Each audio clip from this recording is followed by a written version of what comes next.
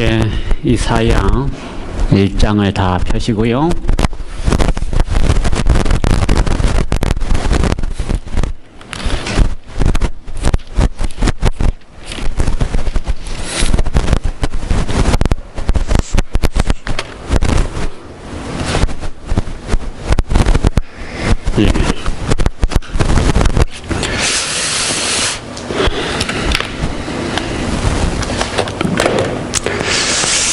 예, 여러분 모두 환영합니다. 좋은 안식이 되지요? 하나님께서 말씀을 통하여 여러분에게 은혜를 주시길 간절히 기원합니다. 지난 주부터서, 그 전주부터서 우리가 이사야를 공부하고 있습니다. 이사야를 함께 우리가 말씀을 나누고 있습니다. 이사야의 총 제목은 무엇입니까? 뭐예요? 하나님의 마음으로 읽는 이사야입니다. 하나님의 마음으로 읽는 이사야. 성경을 읽을 때에 우리의 마음으로, 우리의 생각을 읽지 마시고 하나님께서 어떤 마음으로 그렇게 기록하셨는지 하나님의 마음으로 읽는 이사야라고 하는 제목입니다. 하나님께서 오늘 우리에게 이사야를 공부할 때에 하나님께서 하나님의 마음을 이해할 수 있도록 은혜를 주시기를 간절히 바랍니다.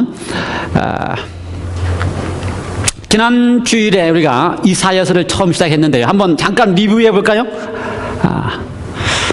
결상하신 분들을 위해서 제가 결상하면 유튜브에 잘 올라간다고 제가 다 이렇게 보내드리는데, 이사야는 누구입니까? 이사야의 뜻은 무엇이라고요? 여호와는 구원이시다. 또 여호와는 도움이시다. 여호와는 우리의 도움이시다라고 하는 이야기입니다. 참 좋은 이야기지요. 좋은 이름을 가지고 있어요. 여호와는 우리의 도움이시다. 우리의 구원이시다. 우리가 어떤 상황에 처한다 할지라도 하나님은 우리를 도와주시고 우리를 구원하려고 하시는 분이시다라고 하는 사실을 이사야를 통해서 계속해서 말씀해 주고 계십니다. 이사야가 몇 년 동안이나 선지자의 일을 했습니까? 거의 50년에서 60년, 학자에 따라서 50년, 어떤 학자에 따라서 60년, 재림교회에서는 60년이라고 이야기를 하는데요. 그러니 그 당시 평균 수명이 몇 살이라고 했어요? 40에서 50, 많아요. 50, 40인데 이사야는 몇 살까지 살았던 것 같아요? 10대 후반에 시작했다 그러면 거의 80이 돼가는 나이에까지 선지자로서의 일을 했습니다. 3대에 걸쳐서, 세 왕의 역사에 걸쳐서 거의 므낫세까지도 살았어요. 그래서 마지막 죽는 것은 어떻게 죽었다고 이해를 합니까? 성경에 정통한 바울 선생님이 이야기하면은 위대한 인물들 가운데 톱으로 켬을 받은 사람들이 있는데, 유대인의 전통 가운데서, 유대인의 글 가운데서 남아있는 톱으로 썰면 당한 인물은 오직 한 명 등장하는데 누가 등장한다고요? 이사야. 그의 나이 80이 거의 다 돼가지고 마지막 므낫세 왕 앞에, 그렇게 악하게 향하는 므낫세 왕 앞에서 그를 마지막 호소하며 하나님의 구원과 하나님의 도움을 얻도록 호소하는데도 불구하고 어떻게 해요? 므낫세가 이사야를 괴짜게 넣어가지고 그것도 부족해서 톱으로 켬을 당했다라고 기록하고 있습니다. 지난주에는 우리가 이사야를 1장 가운데서 1장 서론, 1절 서론을 하고요. 2절부터 5절까지 읽으면서 하나님의 눈물에 대한 이야기를 했습니다. 하나님의 눈물. 왜 하나님께서 눈물을 흘리십니까? 하나님께서 왜 눈물을 흘리실까요? 마음이 아프셔서. 마음이 아프셔서 눈물을 흘려요. 정답입니다. 마음이 아프셔서 눈물을 흘려요. 근데요, 마음이 아픈 경우도 아무 때나 눈물이 안 나옵니다. 마음이 아픈데 하나님이 마음이 많이 아프신 이유는 하나님의 마음이 아버지의 마음이기 때문에 그래요. 그렇죠? 자식을 보고 있는 아버지의 마음이기 때문에 눈물이 흘립니다. 어떤 자식이요? 그렇게 양육하고 그렇게 키웠음에도 불구하고 자기 마음대로 하는, 이사야서는 그것을 두 가지로 이야기합니다. 이사야 2절부터 보면은요, 하늘이여 들으라, 땅이여 귀를 기울이라. 여호와께서 말씀하시기를 내가 자식을 양육하였거늘 그들이 나를 거역하였도다. 자식을 양육했어요. 근데 그 이사야 45장에 보면 46장에 보면은 자식을 양육했다고 하는 표현을 이렇게 했습니다. 야곱의 집이여, 이스라엘 집의 남은 자여, 좀 말을 좀 들을지어다. 내 말 좀 들어봐라. 배에서 나무로부터 내게 안겼고, 날 때부터요. 태에서 나무로부터 내게 품기운 너희여. 그렇죠? 나면서부터서 안고 품고, 너희가 노년에 이르기까지 그리 하겠고, 노년이 돼도 어떻게 한다고요? 여전히 안고 품고, 백발이 되기까지 내가 너희를 품을 것이라. 내가 지었은 즉 안을 것이요 품을 것이요 구하여 내리라. 이런 아버지이기 때문에, 이런 하나님이기 때문에 눈물을 흘리신다는 것입니다. 그렇죠? 이렇게 날 때부터 안고 백발이 돼도 품는 하나님이기 때문에 거역하고 버리고, 그 다음에 또 어떻게 표현했어요? 만홀히 여기고, 만홀히 여긴다는 말은 어떤 말입니까? 소홀히 여기고 관심 없어 하고, 그렇게 한다 할지라도 그렇게 하는 자식을 보면서 가슴 아파하며 안타까워하며 눈물 흘리는 아버지의 눈물에 대한 이야기를 드렸습니다. 조금 더 가서요, 지난주에 제가 시간을 다 하지 못해서 그러한 자식을 보며 5절에서는 이렇게 표현합니다. 5절. 너희가 어찌하여 매를 더 맞으려고 더욱 폐역하였느냐? 온 머리는 벙들었고 온 마음은 피곤하였으며 발바닥에서 머리까지 상한 곳이 없이 상한 것과 터진 것과 새로 맞은 흔적뿐이거늘 그것을 짜며 사매며 기름으로 유하게 함을 받지 못하였도다. 여기에 이 이야기의 핵심이 뭡니까? 지금 무슨 이야기를 할 것 같아요? 너희가 어찌하여 매를 더 맞으려고. 하나님의 마음으로 읽는 이사야입니다. 너희가 어찌하여 매를 더 맞으려고 더욱 폐역하였느냐. 지금 이사야의 현실은 어떻습니까? 현실은 아니요. 지금 이 이사야를 통하여 오늘날 우리의 시대에 우리가 하나님 아버지에게 대하는, 그렇죠? 우리는 지난주에 말씀을 전하면서 오늘 우리의 모습을 이야기했습니다. 이스라엘의 역사는 내버려두고 오늘 우리의 모습, 아버지를 눈물 나게 하는 우리의 모습을 이야기를 했습니다.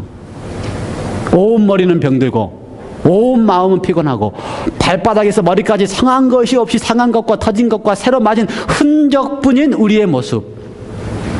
그런데 그 앞 문장이 참 가슴 아픈 문장이에요. 뭐라고 되어 있어요? 너희가 어찌하여 매를 더 맞으려고. 이걸 어떻게 이해합니까? 너희가 어찌하여 매를 더 맞으려고. 이해가 되세요? 매를 더 맞습니까 지금? 누가 매를 때리는 것 같아요? 누가 매를 때리는 것 같아요? 여기 매를 때린다고 하는 때리는 사람이 등장합니까? 누가 때린다? 누가 때린다고 하는 것이 지금 몰라요. 그런데 우리는 딱 읽으면 누가 때리는 것처럼 읽어요? 하나님이 때리는 것처럼 읽어요. 자세히 읽으면 하나님이 때렸다고 하는 말은 없습니다. 너희가 어찌하여 매를 더 맞으려고. 하나님이 때렸다는 표현은 없어요. 내가 맞고는 있습니다. 어찌하여 더 맞고는 있어요. 맞아가지고 얼마나 맞았는지 머리부터 발끝까지 다 상처 투성이로 된 불쌍한 자녀는 거기 있습니다. 근데 누가 때렸는지라고 하는 이야기는 없어요. 그런데 우리는 딱 읽으면서 어떻게 읽어요?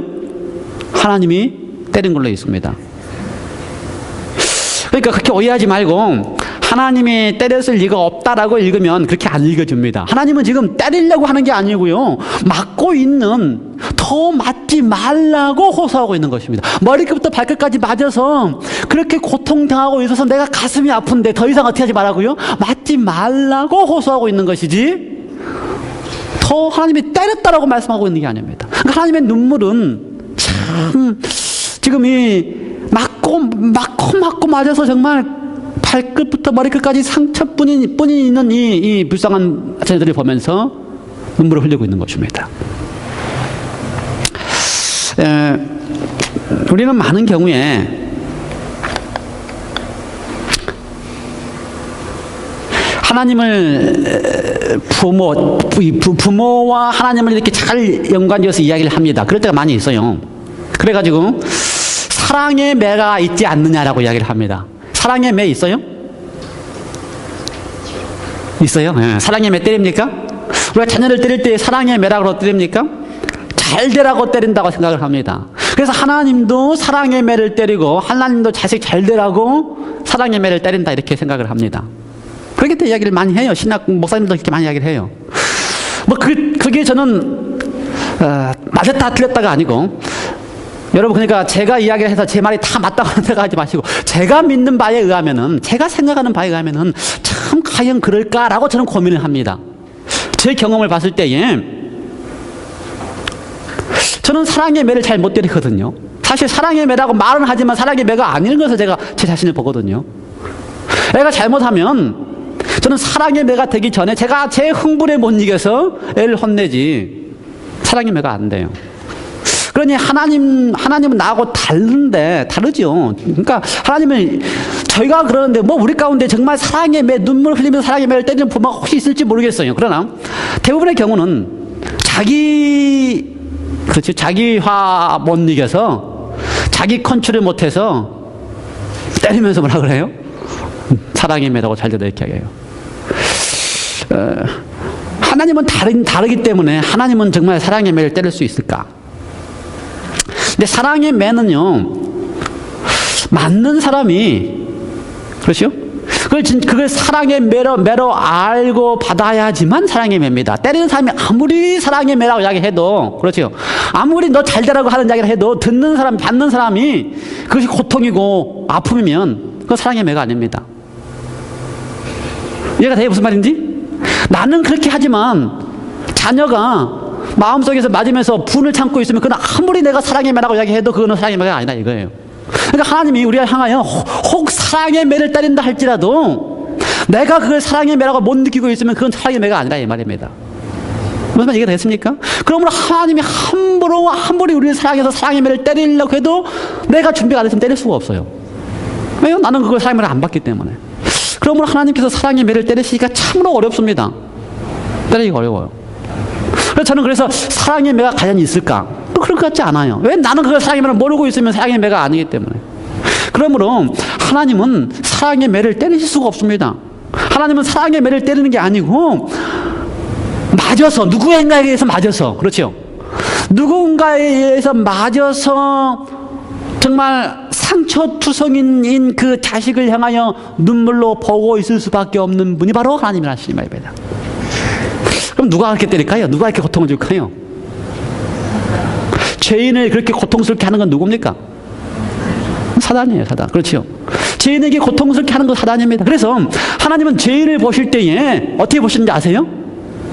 하나님이 죄인을 보실 때에 그 죄인이 지은 죄를 보는 게 아니고 하나님은 보실 때에 그 죄인이 받고 있는 그 고통과 상처를 보시는 것입니다.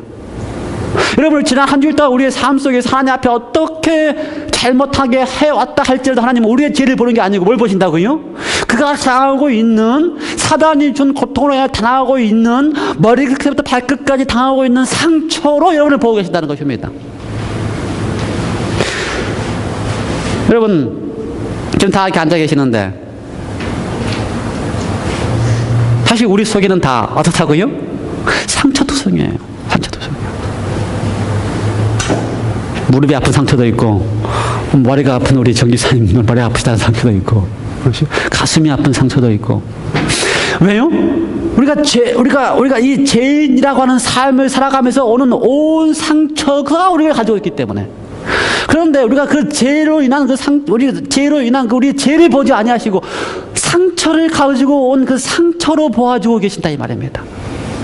그 이야기를 지금 하고 있어요. 그러므로 너희가 다 멀리 떠나고 너희가 나를 다 버리고 너희가 나를 만홀히 여김으로써 그것 때문에 당한 사단이 주는 상처로 이렇게 고통당돼 있다면 더 이상 그 사단이 주는 고통 속에 있지 말고 머리부터 발끝까지 상한 것과 터진 것과 새로 맞은 흔적뿐인데 내게로 와라. 내게로 와라. 내가 어떻게 하겠다?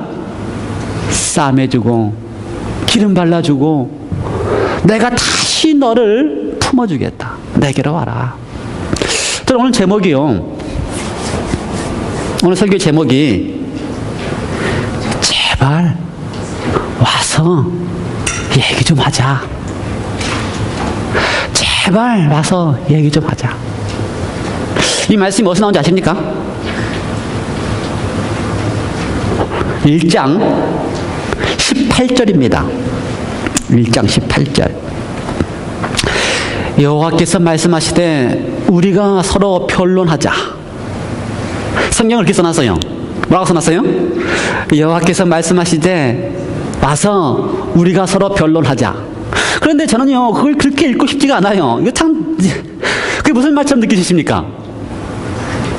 변론하자라고 하는 이야기는요 무슨 말인지 아세요? 이건 원래 법정 용어입니다. 법정 용어. 법정 용어인데 무슨 말이냐면요, 판사가 탁 서 있고 거기 그 검사가 와가지고 변호사가 와가지고 그 사람의 잘잘못을 이렇게 구술로 해가지고 하나하나 따져보는 이야기입니다. 그러니 하나님께서 지금 그 이스라엘 백성들이나 또는 우리를 향하여 하나하나 다 따져보면서 너 뭘 잘못했냐 따져보자. 이런 표현이 바로 우리가 서로 변론하자 그 말이에요. 근데 하나님이 지금 그런 심정으로 하시겠어요? 지난주에는 아버지의 눈물이었는데 오늘 이번 주에 하나님은 우리한테 지금 너가 얼마나 잘못하고 있는지 그걸 좀 따져서 너 좀 그러면 안 된다. 그런 이야기를 하고 계시는 게 아니고 지금 무슨 얘기 하신다고요? 제발 와서 좀 얘기 좀 해보자. 그래서 이사야 1장 18절을 읽을 때에 뭐라고 하게 된다고요? 여호와께서 말씀하신데 오라 우리가 서로 변론하자. 이걸 읽을 때에 아버지의 심령으로 읽으려면 제발 와서 좀 이야기 좀 해보자.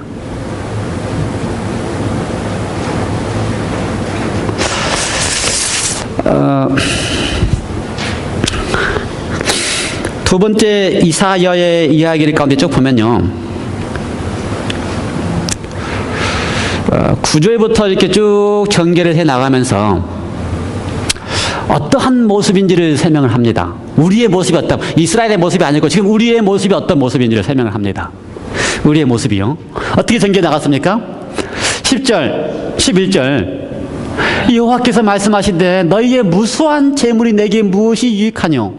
나는 수양의 번제와 살찐 짐승의 기름에 배불렀고 나는 수송아지나 어린 양이나 수염새 피를 기뻐하지 아니하노라. 내 앞에서 너희가 내 앞에 보이러 오니 그것을 누가 너에게 요구하였느냐? 내 마당만 밟을 뿐이다. 13절. 헛된 재물을 다시 가져오지 말라. 분향은 나의 가증이 여기는 바요. 월삭과 완식일과 대회로 모이는 것도 그러하니 성의와 더불어 악을 행하는 것을 내가 견디지 못하겠다. 그렇죠? 16절. 15절이 빠졌네요. 15절. 15절은 또 뭐가 되어 있어요? 너희가 손을 펼 때에 내가 눈을 가리우고 너희가 많이 기도할지라도 내가 듣지 아니하리니 이는 너희의 손에 피가 가득함이라. 지금 현실적인 이야기를 하고 있습니다. 현실적인 이야기를요. 어떻다고요? 너희가 지금 예배를 드리러 오지만, 예물을 가지고 오지만 그게 다 지금 나한테는 그게 아무 소용이 없다. 내가 기도를 하지만 그 기도하는 것, 기도를 하고 있는 것도 지금 나한테는 틀리지 않는다. 왜 그렇게 말씀하실까요? 왜 하나님께서? 오늘 우리를 보면서 왜 하나님께서 그렇게 말씀하실까요? 오늘 지금 여기 교회에 다 앉아 계십니다. 그렇죠? 오늘 다 우리가 예배 보러 왔어요. 그런데 하나님께서 오늘 예배를 보고 안식일에 모여온 우리를 향하여 내가 견디지 못하겠다고 말씀하신다면 왜 그럴까요? 하나님께서 오늘 우리가 어젯밤에 우리가 하나님 앞에 기도를 했는데 기도를 하는 우리의 모습을 보면서 하나님 내가 그거 정말 가증스럽다 이렇게 한다면 왜 그러실까요?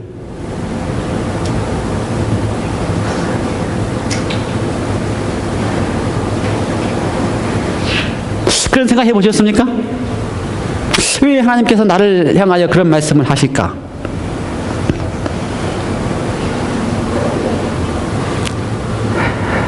내가 혹 예배를 드린다고 와 있지만 예배를 드리는 와 있는 것보다 다른 생각이 더 많지는 않는가? 그렇지? 내가 기도한다고 앉아있지만 말이 중언부언하면서 내가 지금 무슨 귀에 사고 있는지도 모르고 머리가 더 복잡해져 있지는 않는가? 내가 하나님 앞에 예물을 드린다고 하지만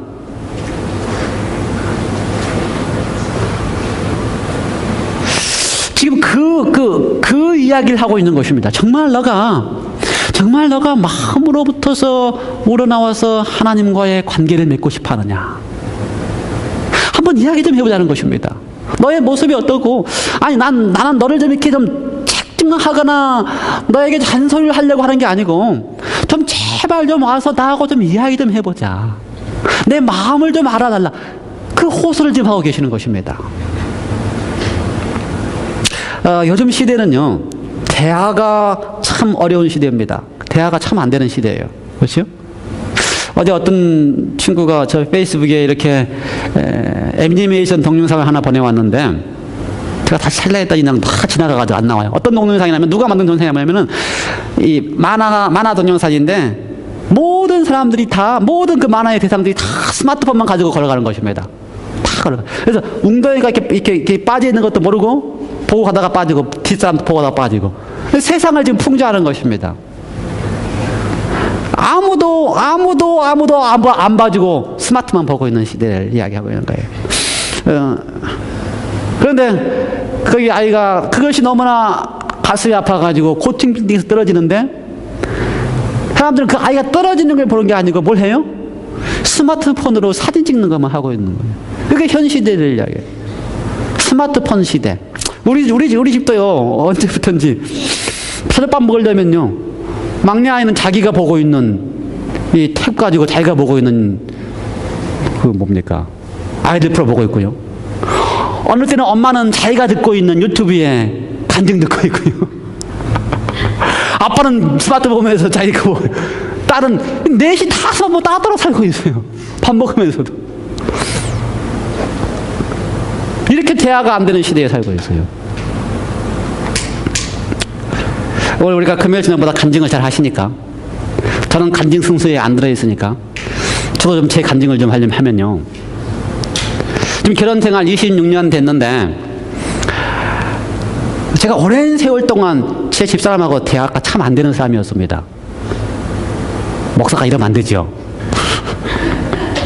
근데 목사도 그런 사람이었어요.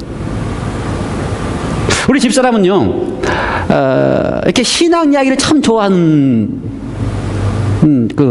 하는데, 제가 이렇게 신학을 공부하면서 제가, 여자를 고를 때에 목사 사모감을 고르는 게 제일 중요했습니다. 목사 사모가 될 수가 있느냐, 그래서 신앙이 좋은가 안 좋은가를 제일 우선으로 삼았습니다.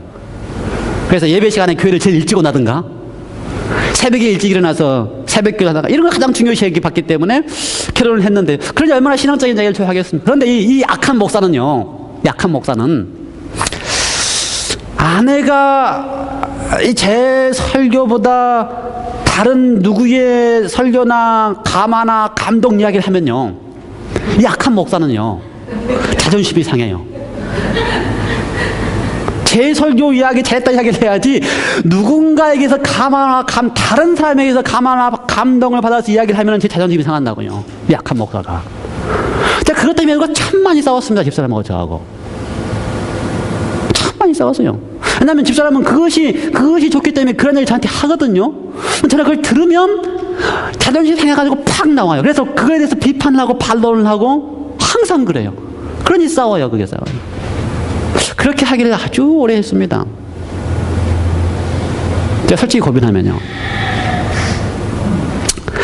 그런데 이제 하나님의 은혜로 제가 많이 바뀌어가지고 요즘은요, 제가 해를 많이 쓰면서 그런 상황이 생길 때마다 어떻게 하냐면요, 아내가 이제 그렇게 감동받아서 이야기를 딱 하면 제가 뭐라 그러는지 아세요? Praise the Lord. 할렐루야. 제 자존심을 먼저 안 나오도록 하나님의 영이 먼저 역사하시도록, 이 이야기를 들을 때마다 제가 먼저 하는 게 뭔지 알아요? Praise the Lord. 할렐루야. 이러면요, 절대로 자존심이 안 나옵니다. 마음이 안 상해요. 그 이야기를 들어도, 저보다 훨씬 더 감동을 줬다고 하는 이야기를 들어도 제가 자존심이 안 상해요. 프라이즈돌로. 할렐루야. 그래서 요즘 우리 와이프가 아주 좋아하는 게 뭔지 아십니까? 저하고 날마다 40분 동안 2마일 걷는 거. 비가 오든지 비가 오면 우산 쓰고 걸으려고 애를 쓰고요. 2마일 걷는 거. 그러면서 이야기를 많이 합니다. 그러면 이제 제가 어떻게 반응한다고요? 프라이즈돌로. 할렐루야. 그래서 이제 대화가 돼요. 대화가 돼요. 26년 결혼 생활 동안에 제가 보기에는 거의 20년 넘도록 대화가 잘 안 됐습니다. 그것 때문에. 제 자존심 때문에. 그 이야기를 들으면요, 꼭 제가 비판을 하거든요. 제가 더 나은데 더 감동을 받고 왔다는 이야기를 하면 제가 꼭 비판을 하거든요. 대화가 안 돼요, 대화가. 그런데요, 우리 여러분은 얼마나 잘 대화가 되는지 모르겠어요. 뭘 모르겠어요. 대화가 안 되는 것만큼 참 가슴 아픈 일 없습니다. 그렇죠? 걔들도 대화가 안 되면, 주인하고 대화가 안 되면요, 스트레스 받아요. 스트레스 받아요. 우리 걔가요, 우리 프린스가 제가 문 앞에 딱 나오면요, 이따가 막 뛰어와가지고 저하고 대화를 하기 위해서 어떻게 하는지 아십니까? 그가 제일 좋아하는 게 뭔지 아세요? 공 던지기 하는 거. 공 던지기 하는 거. 그래서요, 걔는 내가 딱 나오자마자 문 앞에 딱 서가지고 저를 딱 쳐다본 다음에 그 공이 있는 거기 앞에 딱 앉아가지고요, 공을 쳐다보고 저를 쳐다보고 뭐예요? 공 던지기 하자고. 대화가 통해서 제가 그걸 집어 들고 나오면 좋아가지고 얼마나 좋아요. 걔도 대화가 통해야 됩니다. 걔가. 근데 부부간에 대화가 안 통하면 그거 얼마나 가슴 아픈 일이에요. 부부간에 대화가 안 통해서 아내가 그냥 자기 감동을 받아가지고 이야기를 하니 남편이 자존심 상해가지고 그냥 그걸로 비판만 하고 울면 얼마나 가슴 아픈 일이에요. 그렇죠? 부부간에 대화가 안 통해가지고 혹 그러셨어요. 일주일 동안 여행하면서 제가 여행 간다 그러게 카톡으로 시간 많을 동안에 두 분 그동안 못했던 이야기 많이 하십시오. 카톡을 이렇게 보냈어요. 그래서 우리가 그동안 못했던 이야기를 7시간 차 타고 가면서 이야기를 많이 해서 대화가 통해야지만 우리가 속이 편해지는 것입니다. 부부도. 그렇죠? 자녀하고도 앉아서, 그래도 밥 먹을 때 앉아서 하루 어떻게 지냈냐고 이야기를 하고 이게 물어봐야 되고, 그 대화가 통해야지만 우리가 삶의 의미가 있는 것입니다. 그래서 우리가 와이프가 제일 행복해 하는 게 뭐예요? 40분 동안 걸으면서 대화 통하는 거.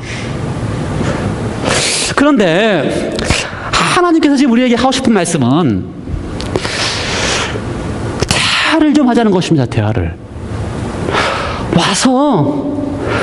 제발 와서 좀 이야기 좀 하자.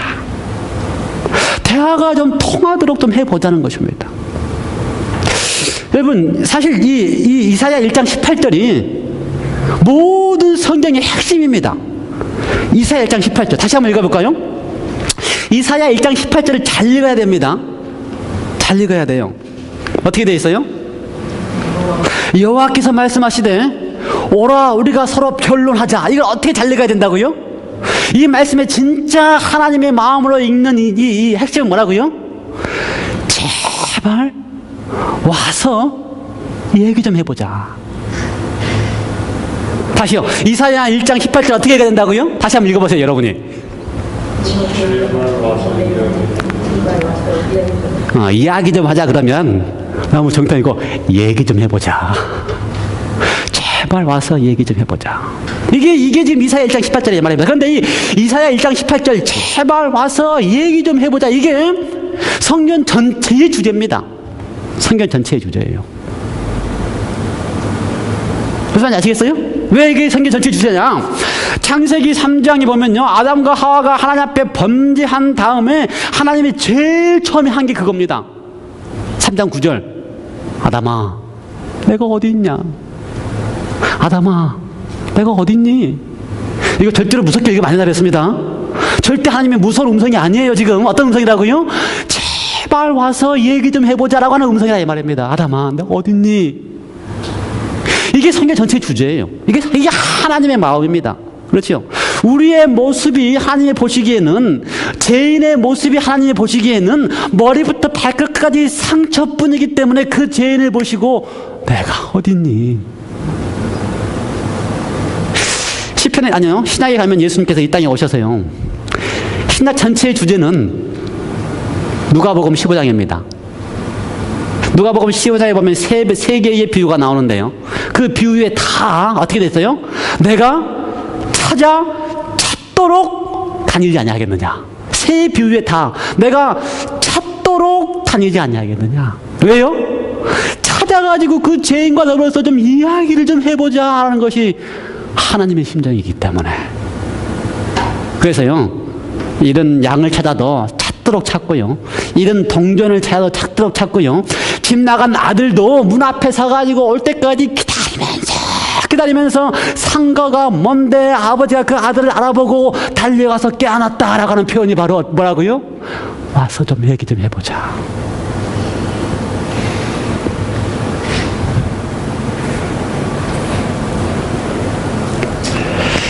사랑하는 성도 여러분이시여, 대화가 사라진 시대에 하나님께서 참 가슴 아파하실 것입니다. 우리가 교회는 와 있지만, 우리가 교회는 기도를 한다고 하지만 우리의 마음속에 하나님과의 얘기를 해본 경험이 없다면, 그렇죠? 우리가 마음속에 하나님과 이렇게 나눠봤던 경험이 없다면, 우리가 하나님과 더불어서 가졌던 그 사랑의 기쁨이 없다면, 하나님께서 오늘 우리를 향하여 다시 부르십니다. 제발 와서 얘기 좀 해보자. 기도하시겠습니다. 하나님 아버지, 오늘 우리의 모습은 아버지를 가슴 아프게 하는 아들의 모습이요, 오늘 우리의 모습은 예배를 한다고 해도, 기도를 한다고 해도, 예물을 드린다고 해도 다 상처투성이인, 머리에서 발끝까지 정말 하나도 남은 데가 없이 상처투성이인 죄인의 모습입니다. 그런 우리를 향하여 얘야, 제발 와서 얘기 좀 해보자. 그렇게만 하면 내가 다 깨끗하게 상처를 감싸주고 기름으로 발라주겠다고 호소하십니다. 주님을 만나시게 해 주시옵소서. 주님 앞에 나가서 대화를 나눌 수 있게끔 도우시옵소서. 우리의 아픈 상처들을 주님께서 어루만질 수 있도록 오라고 초청하시는 주님께 한 걸음 나아갈 수 있도록 주님 도우시옵소서. 예수님의 이름으로 기도드리옵나이다. 아멘.